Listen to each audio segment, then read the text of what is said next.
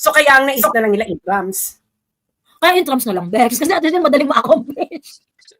Mga bakla kayo ng taon, intrams. Simula na nagkaroon tayo ng public school system, Bex, may intrams na. Di ba? Alam mo yung parang, Beck, sa ibang bansa, ang iniisip na nila ngayon is i-integrate na ang AI education mula kinder. Ikaw ang iniisip mo, intrams. At proud pa siya, no? Proud pa yung pagkakasabi niya, yung parang kaka-invento pa lang. Alam mo yung parang, ang galing ng idea na to. Parang, First time! yung nakasabi pa niya kanina sa phone, yung naiiyak siya.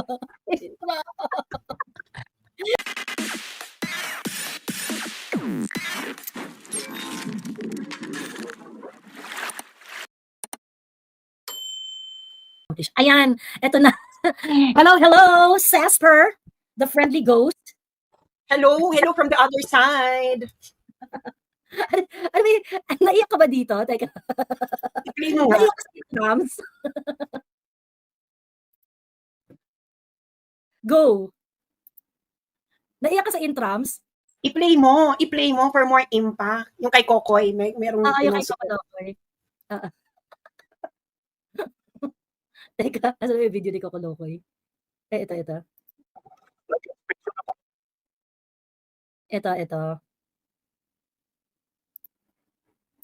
Intrams talaga. Ito. Bubuo tayo ng bagong Pambansang programa para sa sports development.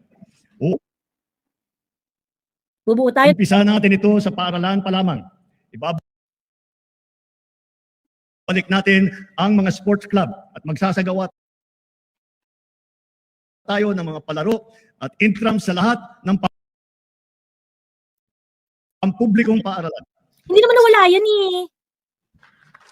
Bubuo tayo ng Girl, pambansang programa para sa sports development.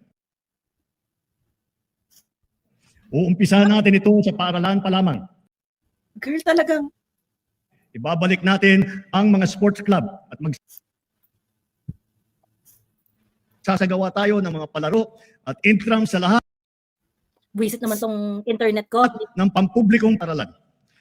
nakakaloka ang hindi, nakakaloka ang, Tayo ng bagong Teka. Oh, ayun na, tapos na yon. Tapos na. Yung, ipa-play ko lang para tuloy-tuloy yung audio, buisit. Ayan. pambansang programa para sa sports development. Uumpisahan natin ito sa paaralan pa lamang. Ibabalik natin ang mga sports club at magsasagawa tayo ng mga palaro at intrams sa lahat ng pampublikong paaralan. Ayun, yun na yun. Magsisimula raw siya ng intrams. Sobrang yung strategy nila dito, yung parang sobrang baba ng expectations, no? hindi, tapos pumalakpak pa yung mga nandun, parang, Bright idea. girl, alam mo yung, girl, para tayo nasa Twilight Zone. Alam mo yung parang, seryoso to? Din daw pala. Akala ko president. Parang alam mo yung, ano bang magagawa natin para sa mga estudyante? Parang ganyan na iniisip nila, no? Alam mo, pa-intrams tayo. Alam mo yung tapos ano yung gusto mo, para siya, alam mo yung high school reunion na movie? Mm-hmm. Yung I invented Post-it. So para siyang ganun ngayon. I invented intrams.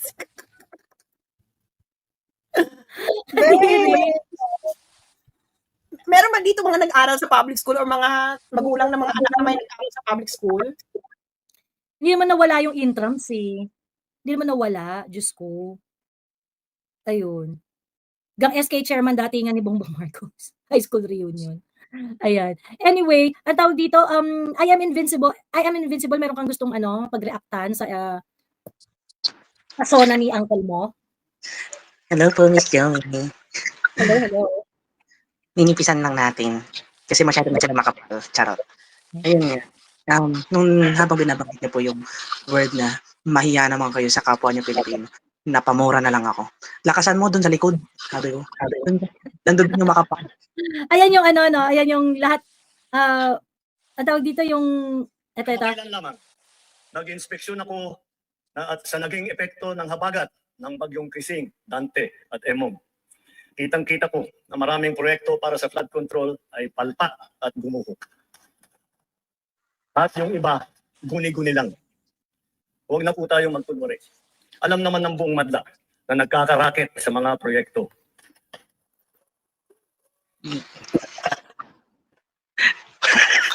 Mga tikat, mga initiative, errata, SOP, for the boys. Kaya sa mga nakikipagsabwatan upang kunin ang pondo ng bayan at nakawin ang kinabukasan ng ating mga mamamayan, mahiya naman kayo sa inyong kapwa Pilipino. Pinalakpakan pa no? Nakakadiri. Sobrang kadiri talaga. Sa mga kabahayan nating naanod o nalubog sa mga pagbaha, mahiya naman kayo, lalo sa mga anak natin na magmamana sa mga utang na ginawa ninyo na binuksan nyo ng pera. Yes, standing ovation sila. Sana naman si Marcoleta nagdala ng kamatis, binato na lang. In fairness, Alam- no, yung may extension pa talaga, no? Yung talagang nag-give moment sila para para pumalakpak. Ayan, so yun yung kinireklamo mo, I am invincible. As in, like, ang feeling ko, alam mo yun, may pangalawang, may season to yung match ni, Torre at saka ni Bastay. Circus na naman. Kumbaga gumawa na naman sila nitong parang, alam mo yun, eksena, just to try to, connect with ordinary Filipino people. Kasi sirang-sirang sila. Alam naman nila yan. Talagang for 3 years, talagang hindi naman talaga nila tayo binigyan ng pansin kasi may sarili silang interest. Bakit sila nandiyan dyan? So, yun yung isa. Personally, Miss Joey, sobrang, yung sa hospital na yan, dapat napapakinabangan natin dyan. Hindi tayo dapat umaasa sa GN na parang lumuluhod tayo, just to cover hospital bills. Hindi deserve yan ng ordinary Filipino, especially like us na taxpayers. Tapos, pipila ka, tapos parang nag-aantay ka ilang buwan, samantalang yung may sakit, ayun, malapit na, bago mo nila mabayaran. Some of the hospitals kasi hindi sila magpo-proceed ng isang, surgery or medical, procedure if walang talagang bayad. Walang deposito, no? Kahit pa, yung sinasabi nila, no deposit policy, hindi naman totoo yun di ba? Ko, di ba pa kayo nadadala? 3 taon na tayo binubudol niyan. Umpisa pa lang budol yan, hanggang 2028 yan budol yan. Wala na naniniwala kay kapwa niya kamag-anak, wala na talaga. Kasi mismo pati mga kamag-anak niya na hindi talaga oligarchs, tinalo na niya. Hindi nakakahingi ng tulong sa kanila. Nangyari na yan ilang beses, and that fucking flood control na yan. Sabi ko nga, ang Cavite hindi binabahayan dati. Hindi binabaha ang Cavite, lalo na yung parteng Tondasa. Kaya binabaha, taas yan na lugar. And then, nagpamudmud sila for flood control project, di ba? Kailan ba yun? Yung last year lang ata, na-fact check sila. Yung 5,500 flood control project, tapos binagyo sila. Doon parang na sila hanggang ano na to wala na talaga silang wala na silang masabi pa talaga. Parang ano na lang sila, artista na lang talaga, Miss Joey, parang yung script and yung showmanship na lang, showmanship na lang. Talagang this administration is all about showmanship Yes, wala yan. Since hindi ka magaling kumanta, di ba? Dahil hindi ka magaling kumanta, dadaanin mo na lang mga ganun-ganun. Yes, parang hindi ka magaling kumanta, mag-dub smash ka na lang, parang ganun. For the lip sync ka na lang. Para kunyari, ikaw yung kumakanta, ganun. Wala na ang na yan. Alam mo, sa totoo lang, yung may chance na hindi niya matapos yung 20. Kung kakaroon lang talaga lahat ng balls to join the mass movement, yung alam mo yun, yung parang hindi naman tayo nag-uud or what. Kasi walang magbabago dyan. Nasa loob na tayo. Actually, hindi naman kailangan hindi naman kailangan yung kumbaga parang yung mass movement, it will come naturally. I think it will come naturally kung lahat ng mga tao are fully aware of what is going on. The problem is, the Filipinos in general is not aware. Konti lang naman konti lang naman talaga yung parang nire-recognize nila kung ano talaga yung nangyayari ngayon, ganyan. So, nandun pa talaga tayo sa information dissemination phase. And if we're going to expect na magkakaroon ng revolusyon or magpupunta sa kalsada ang mga tao, ganyan-ganyan, because certain triggers. Ako, to be honest, medyo nalalabuan pa ako doon. Pero, alam mo, ang isa sa mga magpapabilis ng pag-unawa ng mga tao na merong mga pang-aaping nangyayari ay kapag merong nagpo-pushback. Ganon. Kaya nga sabi ko, aapihin ng Bongbong administration ang mga Villar, iipit-ipitin kayo, dalawa yung senator nyo dyan, pagkatapos you're also a huge established empire, diba? Pushback din kayo. Diba? Kasi kung kayo, ganyan na kayo kayayaman, ganyan na kayo kalalaki, pagkatapos, bubuli-bulihin kayo ng ganitong ng gobyernong to, tingin nyo, hindi kami bubulihin yan. But if the Villar people are going to push back, hindi rin sila magpapaapi, ipit-ipitin sila or something like that, ganyan. Bahala kayo mag-devise dyan. You are a businessman and a politician. It is your assignment. Hindi kami mag-iisip ng paraan para sa inyo. Pinili nyo maging businessman at pinili nyo maging politiko. Di ba? The least thing that you can do is huwag kayo magpaapi. Kung bubuli-bulihin kayo ng administration na to, mag-push back kayo. And if you're going to do that, you might be on the good side of the voters. Di ba? Kami nga, yung iba hindi talaga maatim na iboto si Camille Villar nung election 'di ba? Hindi talaga maatim na iboto si Camille. Ayoko talaga kay Camille Villar dahil nga yung issue nila sa prime water. But because we have different goals last election at in-endorse ka ni Inday, di sige, sama ka namin. Ganyan. But you have to show up. 'Di ba? Hindi po pwede na hindi, magano lang kami, play safe lang kami kasi pag-iinitan yung negosyo namin 'di ba? Tama. Kasi yung mga Villar, related din yun na total nabanggit ko din naman yung Dasma. Related na. Daming galit. Alam ko madaming galit sa Dasma na sa mga Villars kasi big nila dun ngayon, it's either Coke or kape. Ganun nakalala yung kulay. Hindi siya usable. Tapos binahapa sila ngayon. Basta ang dami nangyayari. So, for me, siguro, kung ako lang mabibigyan ng chance, ang tatanungin, hindi naman din to dahil sa kahit na pang pwede maging leaders natin in the future. It's all about the system. Kailangan talaga magkaroon tayo ng bagong sistema na walang dadaan ng Congress, alam mo yun, from people, direkta. Lahat ng hinanakit natin, lahat ng kailangan natin, nakarekta. Hindi yung dadaan sa kung saan. Diba? Kasi nandiyan yung red tape pipiliin lang nila yung mga gusto lang nilang project. Sila, alam mo yun, talagang yung corruption is very prone sa sistemang meron tayo. Kaya kahit mga matitinong tao dyan, hindi sila, kakainin lang sila ng sistema. Kasi for survival, para hindi sila maapi din, lalo na kung negosyante ka, para hindi naman yun. Kumbaga hindi tayo, yun lang, for me, parang wala na akong masabi talaga, Miss Joey, kasi nakakasuka na. Sukang-suka na ako dito sa parang for me, itutuloy na lang natin, inaantay na lang natin talaga yung pambawi natin. Yun na lang talaga. Okay. Thank you. Thank you, I Visible. Okay, maraming salamat sa pag-share ng iyong thoughts. Ayan. Sas, meron kang gustong i-kembot? Ano ba masasabi ko? Nakakaloka tong sona na to, Parang, girl. If you're going to rate the SONA from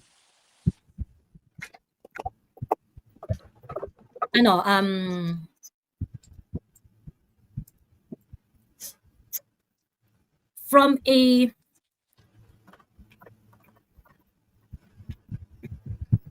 compared to previous SONA of BBM, yung 2022, 2023, 2024, how different yung SONA ngayon sa mga previous SONA? Compared to his SONA? Compared to sa SONA niya nung 2020, 2021, 2022, 2023, 2024. 2022 to 2024. 2022 is good. 2022 SONA is good. 2023, 2022, good. 2023, 2024, 2025, what? Alam mo bakit hindi siya proud na pinakulong niya si Kuya RD? Di ba accomplishment niya yan? Oo. Hindi na binanggit, no? Yeah. Hindi na binanggit. Ba't hindi ka proud? Di ba dapat proud ka? Di ba? He knows Sas that's gonna light the fuse pag sabihin niya yan sa SONA niya. Pero ba't di ka proud? So, ibig sabihin, hindi ka proud. Hindi nga rin niya binanggit yung ano yung I think they were posturing na maging accomplishment yung minus 1% yung tariff. Hindi rin niya sinabi So, nagano sila dito, kumain ng humble pie talaga yung BBM administration ng before this sa pagpe-prepare nila. Kumain sila ng humble pie. So kaya ang naisip na lang nila intrams. Kaya intrams na lang, Bex. Kasi natin yung madaling ma-accomplish. Mga bakla kayo ng taon, intrams. Simula na nagkaroon tayo ng public school system, Bex, may intrams na. Di ba? Alam mo yung parang, Beck, sa ibang bansa, ang iniisip na nila ngayon is i-integrate na ang AI education mula kinder. Ikaw ang iniisip mo, intrams. At proud pa siya, no? Proud pa yung pagkakasabi niya, yung parang kaka-invento pa lang. Alam mo yung parang, ang galing ng idea na to. Parang, First time! yung nakasabi ko kanina sa phone, yung naiiyak siya. Alam mo, Sas, Ma'am Joy, doon talaga ako nakakonclude na para lang talaga siyang nagsasalita sa harap ng mga bobo. Feeling niya kasi mangmang tayong lahat actually, hindi tayo ina-address. Yung ina-address niya yung mga congressman. Pumapalakpak naman sila. Alam mo yun na parang, Yun yung totoong echo chamber. Literal na echo chamber. Pero kasi meron pa siya, ibabalik daw yung love bus, ibabalik yung dami ng mga echos balungos, tapos yung discount daw sa mga PWD at sa senior, sa kuryente, matagal na yun Tagal na yun, bakla. Kasi ang ginawa ni BBM ngayon, at nandyan si nanood yung best friend mo, present ang best friend mo sa batasan, ayan, they really parang set the bar so low for this zona. Hindi sila nagyabang, they ate humble pie before this zona. And I think it's not because they are it's not because they are kind people, but because they have no choice. Kailangan talaga nilang hindi nila afford na magyabang ngayon. Pag nagyabang sila dun sa 1%, pinilit nila yung 1% na yan. 'Di ba? It's going to launch another tsunami of criticism and tsunami of criticism from the Filipino people. Pagkatapos yung kay PRRD pinilit nila. No, ang nangyari kay PRRD is ganyan. They never talk about it. Hindi nila pinag-usapan, 'di ba? Kasi hindi nila afford na magalit yung mga tao So magpapakabait na lang ako, ibababa ko na lang yung sarili ko para hindi kayo masyadong galit. Para hindi kayo masyadong galit. But of course at the time he did that to PRRD. Proud na proud tong si Bongbong Marcos. Proud na proud pa yan si Bongbong Marcos. O ngayon, asan ka na? 'Di ba? Hindi ka na proud. Ano to, nakalimutan mo yung ginawa mo? 'Di ba? Supposedly that is the crown of your law enforcement. 'Di ba? Crown jewel of your law enforcement. Dahil yun yung press release ninyo Ayun. So anyway, ayan, rotten go. Baka marami kang mga points. Ang dami kong gustong isabi, Ma'am Joy. Ang sa akin na uumpisan ko lang na na ganito na yung government. I think I'm watching BBM collecting or rebuilding his sandcastle na naanod na ng tubig. Wala na, there's nothing left. Pudpud na yung pundasyon, wala nang tawag nito. Wala na talaga siyang solid na agenda sa term niya. Lahat ng mga binanggit niya doon, wala na nga kasi kung like gawin na lang natin yung flood control. The way he put it is dinidistance na niya yung sarili niya sa problem. Kaya nagpo-point fingers na siya na mahiya naman kayo. But ikaw yung may sole political will sana na makamake ng decision, mag-instigate ng mga audits, from an executive perspective gagawin yung lahat para i-promote yung accountability, transparency. Pero all you can do is talk about it in a very superficial manner. So it goes to show na wala ka na talagang mako-contribute. So sana baba ka na lang. Ako na-expect nga ako na magsabi siya doon na because of the gravity of the situation, bababa. Yeah, wishful thinking lang pero yun na yung yun na yung parang ini-expect ko. And then reinforcing your point doon sa pushback, Ma'am Joy, I think he's given us 3 years to evaluate him. I think we should go on offensive. Ako, I would like to encourage yung pag nasa labas yan, tapos naglalamano ng mga tao. Kung meron mang sino sa inyo na may kamatis, may itlog, tapunan nyo. Hindi naman kayo makakasuhan ng assault niyan kasi it's a sign of frustration. Let him actually feel. But they will arrest ako tingin ko Rotten dito sa Pilipinas. They are just waiting for slightest provocation do sa mga taong ayaw sa kanya. Reason for them to put them in jail, yung mga ganyan. Well, if the people are going to be bold, lalo na yung mga makabayan black, ngayon yung ilabas yung angas ninyo, sa totoo lang.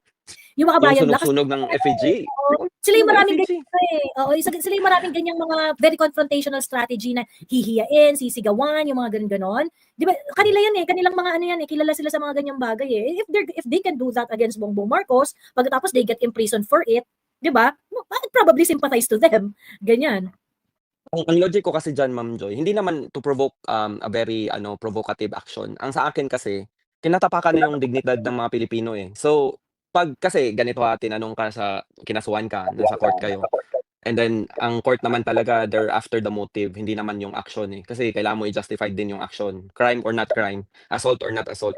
Pero pag kasi nakikita na ng mga tao na people are trying to send a message to them or to whoever's in power na we don't like the way you're handling things. Kasi nangyari na yan dito sa Australia Wala naman nangyari dun sa Binatilio, 19 years Oh, old. it's very different here, Rotten. It's very Mm-mm. different here in the Philippines. You cannot really expect the court here to behave a certain way because sa totoo lang, even non-political yung issue, lawyers with nung kausap ko yung lawyer ko nung isang araw, sinasabi niya na alam mo kasi may mga korte talaga na outright ayaw nilang i-entertain ng mga cybercrime law, ganyan. Actually, very, very different dito sa Pilipinas. You cannot really expect them and parang yung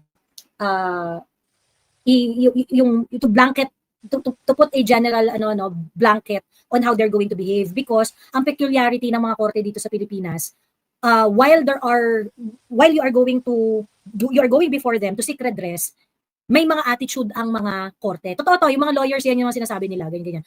And this is not even political This is not even political. Like for example, sabi nga nung abogado ko, may mga korte daw kasi talaga na hindi talaga nag-entertain ng cyber libel cases. Na parang at the onset, pag nakita nila na cyber libel case, parang if it's not really, really, really perverse or hindi talaga siya sobrang sama, i-dismiss lang nila yan, ganyan. So, ibig sabihin, yung mga nagpo-file ng cyber libel cases, kailangan clever din sa pagpili ng jurisdiction kasi sa pag yung how they're going to strategize yung kaninong korte mo dadalhin yan kasi hindi lahat ng korte would look at a cyber libel case the way that other court will look at the cyber libel case. That's just the reality here. Ibang-iba talaga yung judiciary dito sa Pilipinas na weaponize. So, may sabi nga dito kami nga salita pa lang kinakasuhan ni. Sa salita pa lang kami. Ako nga sinabihan ko pa lang yung PNP na, "Hoy, wag niyo gawing talaga palakpak ang PNP." Kinasuhan na ako 'Di ba? So, I think yung mabigat yung kapag kunwari, sige batuhin niyo ng itlog 'yan. Kasi definitely that's going to be direct assault dito sa Pilipinas, attacking a person of authority. Kasi Definitely. ganito kasi ang ko lang Kasi when everything fails and wala ka nang matakbuhan, hihintayin pa ba natin na wala nang mawala sa atin as Filipinos? Kasi pag 'di ba kagaya ng ginagawa ng mga ayuda system, they're pinning the poor to the ground talaga kasi parang aasa na lang talaga kayo diyan. And then ang worst case scenario diyan, Madam Joy, kasi pag wala nang mawala sa kanila, high crime na kasi magre-result na yan into to doing something that they will regret later kasi wala na, they are pushed to the corner na talaga ba. Ang kasi sa akin look, if you take into account na yung gawin pa rin nating dignified yung pagiging Pilipino natin kasi kahit na binababoy na tayo ng gobyerno, kahit na parang inaano lang tayo ng mga superficial na promises. Yung pag-heckle Pwede. sa BBM. ganyan. Pagkat ganyan si Pwede or BBM, kung pwede yan. sabihin nyo kasi wala naman, and I think it's gonna be the least of his problem kung na-heckle siya sa public kasi let him know that no one is patronizing him anymore with his style of leadership kasi kahit nga ang men in uniform tahimik dahil we are all enveloped in fear of being targeted, fear of being yung parang pag-initan. So like para sa akin kung hindi naman kayo directly may kapit or may connection dun sa any altercations with yung parang dumaan sila man heckle kasi sabihin niyo lang na oy mga ganyan like singilin niyo sila on the spot. Pero as I've seen yung ginawa nga nila sa INC na reporter pinatanggal nga 'di ba kasi they're trying to find ways to eliminate obstacles sa kanilang operation. So Ang sa akin lang, siguro kung mag-uumpisa sa atin kasi 'pag 'di ba ang Pilipino, ang mentality ng Pilipino 'pag may nakitang parang gulo or altercation or escalation sa Oo. labas, parang naku-curious sila na, "Uy, ano 'yan?" Ganyan, ganyan. So, if someone would start that and then people would go there and then maybe take a photo, video, kasi that goes to show na people are really at a boiling point na. Alam mo Yun ako lang. yung pushback na bonggang-bongga, ah, kasi ganito, instead of pressuring ordinary Filipino na, "Hindi, ay kailangan lumabas na kayo, mag-pushback na kayo, mag-ano kayo," ganyan, ganyan, ganyan. I think ang kailangan gawin ng ordinaryong Pilipino is really to eto ang ano, ito ang pinaka-feasible, mga ordinaryong Pilipinong kagaya natin, what we can do is to really disseminate information, to talk to our friends, to talk to our family members, and tell them the real situation of the country and what do we really want for the country, ganyan na. Ayaw na natin tanggapin yung ganitong korupsyon, ayaw na natin tanggapin yung mga ganito, there is something wrong with the system, kineme-kineme, ganyan, ganyan. To be honest, this is the most feasible thing that we can do. Ngayon, on our part also, if there are people who are pushing back, we should not forget to acknowledge them. Like for example, yung mga abogado na yung mga abogado na nag-file ng kaso sa mga public interest cases, ganyan. We should laud them and we should make sure that they are being recognized. Talagang i-appreciate natin ng bonggang-bongga. Let's show love to these people, ganyan, ganyan. Kasi if these personalities, yung mga titulado, may mga mga magagandang mga merong mga credentials na bonggang-bongga, mayayaman, or di kaya nasa government office, ganun-ganun. Let us make them feel that if you are going to stand sa what is right, you're going to fight for what is right, the people are going to appreciate you. And nasa kanila yung first na pushback eh. Kasi parang wag nating ibigay, sa totoo lang ha, let's just be real here. Yung mga ordinaryong mga tao, they have so many things on their plate. Kailangan niyang magtrabaho para may pagkain, kailangan niyang mabuhay, may mga anak yan, asawa, pamilya. And they cannot just forget everything and risk being arrested dahil minura niya or binato niya ng ito sa BPM, ganyan-ganyan. They would not be able to do something like that unless talagang talagang fatalistic talaga sila. 'Di ba? Kasi Unless Madam fatalistic Joy, talaga. Let us encourage those who are wealthy, those who are capable of doing it. Na pag kayo, ginit-git kayo, dapat mag-pushback kayo. 'Di ba? Alam naman kami. For example, itong si Torre. Ay, hindi ko alam kung nakita mo na 'to. Etong si Torre, nagbigay siya ng statement kasi binuko ni General Escobar tong si Torre na merong mga mandatory na utos ang PNP. Okay? May mandatory na utos ang PNP na papuntahin ang mga pulis sa laban ni Torre noong 27. Ito yung post ni General Escobar. Okay, retired general. Ayan. So sabi niya, mandatory pala mag-attend ang pulis sa boxing match at mandatory din mag-donate. Totoo ba ito? Ganyan. Okay. So anyway, nag-reply si Torre dito at ang sabi ni Torre ay, fake news daw yan. Hindi po totoo na inuobliga natin ang mga pulis na umattend sa charity boxing match. Hindi po kailangan kasi kinulang na nga kami ng ticket na maibenta, di ba? Ito ay gawa-gawa lamang ni retired Brigadier General Fillmore Escobar na naging regional director sa Davao ng mahigit 2 taon. Si Escobar ay isa sa mga general na kasama ni Digong nung hinuli ko siya at ipinadala sa Hague.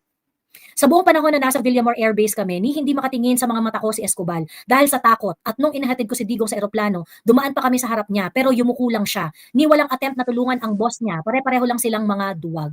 Sabi ganito ni Nicolas Torre. Okay. I am not saying na of course, I heard a lot of people, I heard a lot of retired officials na talagang nanggagalaite dito sa pakupalan ni Nicolas Torre to say something like this. But, I mean, the retired generals, what are we going to do here? Are you just going to allow yourself? Hindi ko sinasabi na makapagbardago lang kayo or nasagutin nyo to or whatsoever, ganyan. But you should not take this sitting down. Diba? You should not take this sitting down. Kung kunwari, ginaganyan-ganyan kayo, pagkatapos wala naman kayong reaction, paano pa kami mga normal na tao? Diba? Paano pa kami mga normal na tao dito? Kami yung nagsasalita pa lang, inaano na kami.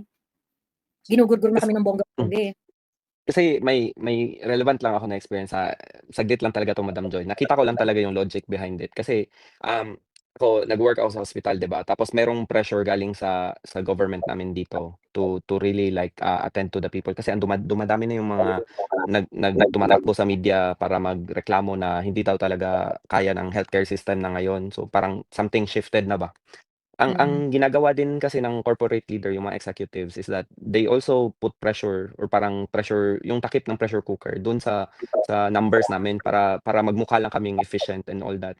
Ako hindi ko naman sana sana 'to i-bring up. Pero parang ganyan din kasi ang ginagawa ng gobyerno na 'to, nilalagyan lang nila ng takip para hindi kumulo or lumabas yung bumubukal na tubig. Kaya nga ang sabi ko kasi parang, ako, I was just trying to suggest na anything creative or anything that is like out of ordinary para kasi hindi nila ma-anticipate na, they cannot see it coming ba na kasi ako, from the way I see it, any form of parang pang-aapak, as much as I would probably save myself first kasi gano'n naman talaga tayo, like we'll try our best to get out of trouble. Um, Napakasakit talaga sa ano, sa dibdib na yung makikita mo yan, ma-experience mo yan, and lalo na sa mga colleagues ko pa yung nangyari. So, parang naisip ko na, shit, ano bang puwede nating magawa? How can we get at least, get a message across ba? Kasi fini-filter talaga nila, and gaya ng ginagawa ng government ngayon, fini-filter nila kaya sila kababawan na lang yung contents ng SONA. Hindi na nga makabuluhan, to be honest. Masyado ng hindi lang humble pa yun, eh. Feeling ko they've actually, not expect anything. They actually think that, the joint Congress would just take it as it is, face value. So, sabi ko wala, ewan ko, I don't know, exasperated na lang siguro ako dahil wala kasi ako, I've also worked sa public diyan sa sa Davao sa Pilipinas, and kumikirot talaga yung puso ko na parang yung mga indigent natin ng mga kababayan is wala man lang silang maabot na pera para pangbayad ng yung nirereseta sa kanila ng doktor. So, napapaisip ako ba na, kung ganyan nakabulok ang sistema, and then ngayon nagmamahalan na lahat, paano na yung mga nakita ko nung nandiyan pa ako sa Pinas na, yung ano ba, wala na talagang parang light or hope na ano na Well, all we can do right now, I know a lot of us are really frustrated and disappointed, but sa totoo lang, all that we can do right now, if we cannot mount a revolution, all that we can do right now is really to to inform everyone that we know, to engage. Kasi yung iba sinasabi nila, ayoko na politika, magulo, ganyan. But unfortunately, that is the only way. You tell people what's really happening. You engage in a conversation. You do a public discourse. Kasama dyan yung bashing, kasama dyan yung everything, goes with it. Kaya nga parang, mudslinging lahat na.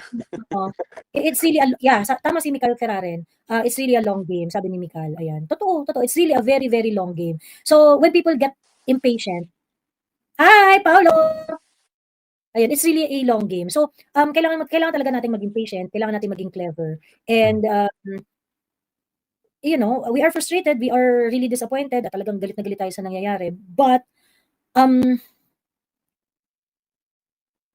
tawag dito, we have to find a creative way on how to, yun nga, sinasabi mo na, paano natin 'to magagawa in such a way na magtutuloy-tuloy yung percolation nung galit.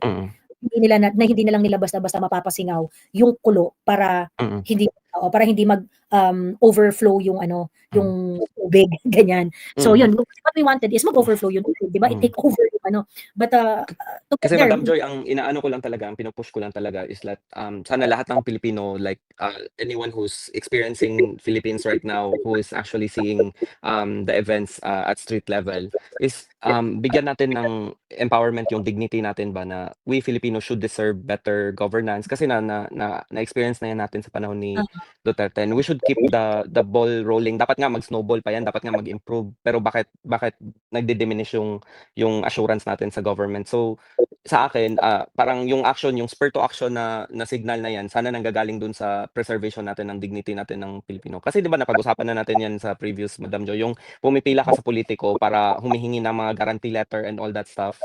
Ang sa akin lang kasi nakakababa din yun ng dignidad. So, tama, we just need to gain momentum and, find a straight road ahead sa long game na 'to. Hindi ko naman kayo ini-incite to anything, but ang sa akin lang is that maybe we should find creative ways, or, at least out of the blue, or yung parang a little bit, a touch of radical approach para lang makita nila na, we are vulnerable in this side, or maybe people can come up to us in such a way na we don't see it coming. Anyway, makikinig lang ako sa background, Ma'am Joy, pero yun lang yung piece ko na sinasabi kasi parang lumiit yung IQ ko after ng SONA. Wala talagang nag-retain, parang totoo yan, no? Ang daming nanonood kanina, sa totoo lang.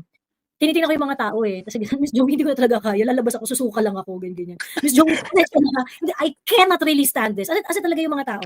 Makita mo nag-attempt talaga, eh. Nung wala pang hindi pa nagsasalita si Bongbong. Ang dami nag-aabang. So they really wanted to try and listen dun sa SONA ni Bongbong. But in the middle of ano, siguro mga first quarter nung sinasabi niya, wala na talaga, as in, wala na talaga tao, nag-alisa talaga tao. And I really felt that, parang, ba't ko pa kinover to? Parang lang nila ito. Kasi nakakagalit lang talaga yung The mga lowest blow or the lowest key speech na ginawa niya is minention niya pa yung kay Tore. Oh my God, hanggang doon na lang ba tayo? Hanggang ano, ang small claims na lang ba tayo? Wala na bang something feasible or something concrete para sa Pilipino? 'Di ba yung mga previous na mention niya pa yung subway, ngayon wala na. It's an afterthought na, wala na. So parang we're going backwards na, hindi na tayo magiging competitive na ano. So hanggang false reassurance na lang yung sinasabi nila, oh, Philippines would be the rising tiger in Asia. Wala nang rising tiger, we're actually a submerged crocodile na. 1999 pa lang sinasabi na yung rising tiger. Yung tiger hindi na lumaki. Rising tiger, hindi na rising tiger, submerged crocodile na tayo. Oo, Diyos ko, ayan. Anyway. Makikinig lang ako sa background, Madam Joy, so keep the live. Thank you po sa opportunity. Yeah, I just feel for every Filipinos, I just really want you guys to preserve your dignity as much as possible. Yun lang, thank you. Okay, thank you, Rotten Coffee. Ayan. At Sas, ano masasabi mo dito, yung sa exchange ni Escobar? Ewan ko sa'yo, General Torre. Grabe kayo. Naka-encounter ka na ng ganito kayabang na tao na public official? Alam mo, kaya mayabang yan kasi nga matindi ang backer. Sino ang backer? Yung kasama niya sa ano? Sa pamimigay dun sa DSWD, di ba may baha? Tapos tinanong pa yung kasama niya, akala ko nasa Amerika kayo. Yung tingin niya, no, yung talagang gusto diba yung tingin niya manakit. parang isalvage nyo na yan, gano'n. Pakitapon niya dun sa mesa pa. Hindi ba ito nagtatanong na to? Pakitapon niya dun sa... Di ba grabe yung tingin ni ni Ma'am Shi, na parang... Hi po. Actually, alam mo yung ganong tingin, di ba? Joey. Di ba alam mo yung ganong tingin, Joey? Isulat kayo sa chat. Susulat ko sa chat, ha? Ano? Ay, okay. Susulat ko sa chat. Saan? Tinatype ko pa. Tinatype mo pa? Itapon sa taas.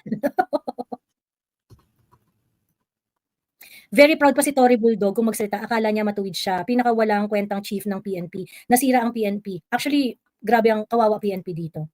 Sobrang Ayan, kawawa. nasent. Ayan. Oh. Yan. So, alam mo na.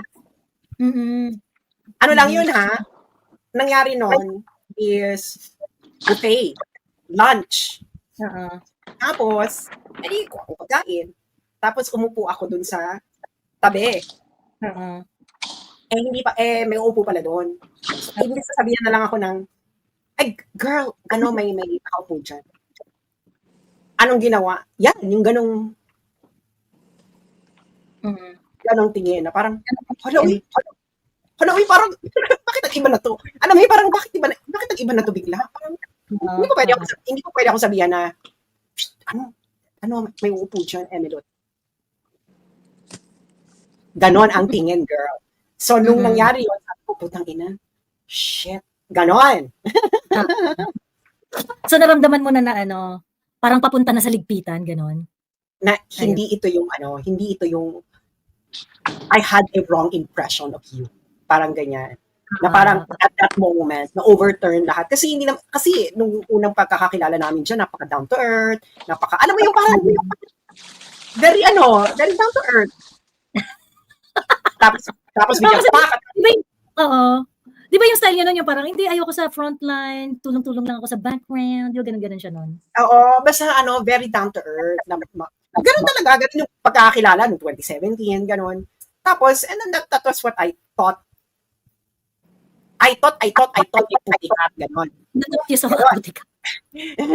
Ang gwapo naman ito. Becky ka ba? Hi, Sas. Sino? Si Paolo, yung tumambay dun sa harap ng bahay nila PRRD nung supposedly may raid. Becky ka ba? Oo. Okay, ikaw na Joey makipag-usap.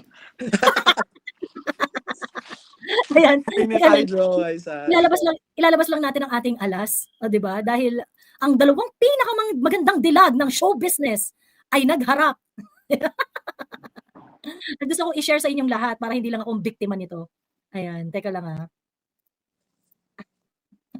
Galing po to kay ano, kay Derek. Char. 'Di ba? Ang dalawang pinakamagandang mukha sa balat ng show business. Ang pangit ng aswang, oh. 'Di ba? Ikaw, Joey. Sino yung nasa left side? Sino yung nasa left side? Heart. Heart. Si Heart Evangelista. Really? Oo. Grabe So, si Heart, no? Na parang, Pangit. I think she,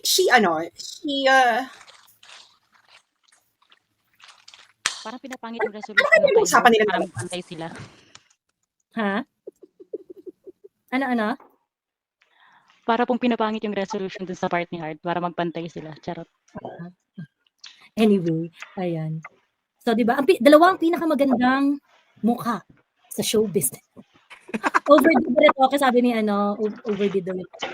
I think tumatanda na rin si Heart. Yun. So, parang okay. Ayan. Anyway, ano yun po? Ano yun, Paulo? Anong chika mo?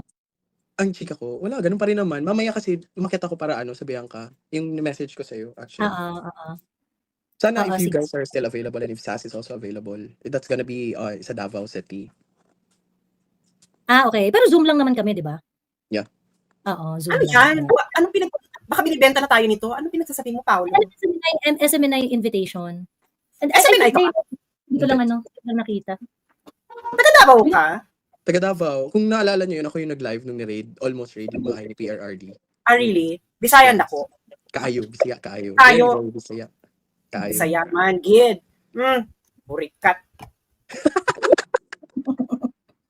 Ayan. Teka. Siya po yung Cupid ni P. Moreno tsaka ni Alvin and Teresa. Oo. Love Cupid. Uy, kailan nabalik mo, Joe? Sa ngayong April, ngayong August. Nice. Okay, anyway.